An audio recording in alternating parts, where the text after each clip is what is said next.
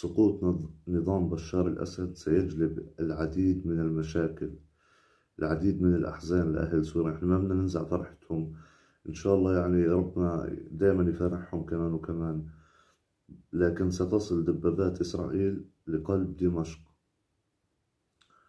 وراح يكون هناك حرب طاحنة. يعني دائما أنا متوقع ومتأكد إنه راح نندم على نظام بشار الأسد. نتمنى إنه لو إنه موجود، يعني هذول اللي دخلوا على سوريا وعملوا حالهم أحرار الشام ومحمد الجولاني، هاي مشكلة كبيرة، مخطط إسرائيلي يهودي أمريكي. ولو جبت لكم الناس هاي بتعترف بهذا الاشي برضو راح يعني تكذبوني أو ما تصدقوا، راح تضلوا على هاي الفرحة.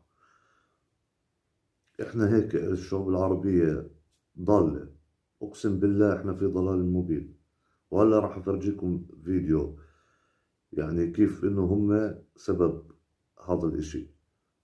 شوفوا كيف. אסד היא מכה קשה לציר הרשע האיראני, ששם לעצמו מטרה להביא להשמדתה של מדינת ישראל.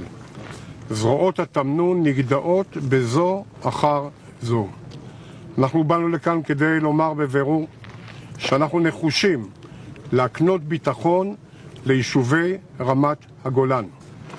הנחינו את צה"ל, ראש הממשלה ואני באישור הקבינט, לתפוס את אזור החיץ ונקודות שולטות כדי להבטיח הגנה על כל היישובים הישראלים ברמת הגולן, יהודים ודרוזים, על מנת שלא יהיו חשופים לאיומים מנגד מהצד השני.